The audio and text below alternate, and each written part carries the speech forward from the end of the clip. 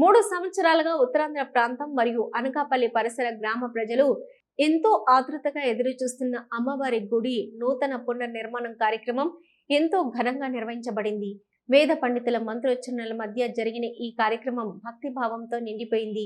ఈ సందర్భంగా నిర్వహించిన సాంప్రదాయ నృత్య ప్రదర్శనలు మరియు సాంస్కృతిక కార్యక్రమాలు భక్తులందరినీ ఆకట్టుకొని కనులకు పండగలా నిలిచిపోయాయి.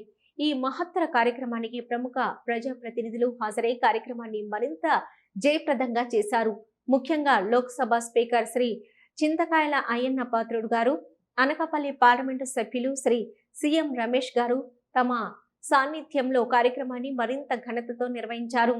ఇక అలాగే అనకాపల్లి ఎమ్మెల్యే శ్రీ కొనతల రామకృష్ణ గారు మరియు ప్రముఖ నాయకులు శ్రీ బిశెట్టి రాంకి గారు కూడా పాల్గొని కార్యక్రమాన్ని విజయవంతం చేశారు. వారి చేతుల మీదుగా జరిగిన పూజా కార్యక్రమాలు మరియు గుడి పునర్నిర్మాణ కార్యక్రమం భక్తులకు ఎంతో ఆనందాన్ని కలిగించింది.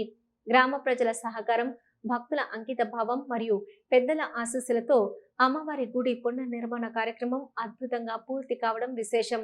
ఈ వేడుక ఉత్తరాంధ్ర ప్రాంత ప్రజలకు ఒక గొప్ప పండుగగా నిలిచిపోయింది. అమ్మవారి కటాక్షం ఎల్లప్పుడూ ప్రజలపై ఉండాలని అందరూ మనసారా ప్రార్థించారు.